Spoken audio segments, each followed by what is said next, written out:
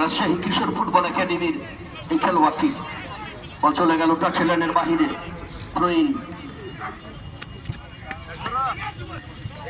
নিজেদের সীমানা থেকে আবার লম্বা করে বাড়িয়ে দিয়েছেন আসিফ। আশিক অবশ্য দেওয়ার আগেই বলটা চলে গেল প্রতিপক্ষের খেলোয়াড় অর্থাৎ রাজশাহীর অনুকূলে, সেখান থেকে টাচ লাইনের বাহিরে। দর্শক আপনাদেরকে জানাই, গতকালকে যখন মাইকিং হয় গোটা দিনাজপুরে, আপনারা অনেকে আমাকে প্রশ্ন করেছেন, অনেকে বিভিন্নভাবে আলাপ আলোচনা করেছেন, চায়ের দোকানে, বিভিন্ন রেস্টুরেন্টে, ঘরে, বাহিরে, সব জায়গায়।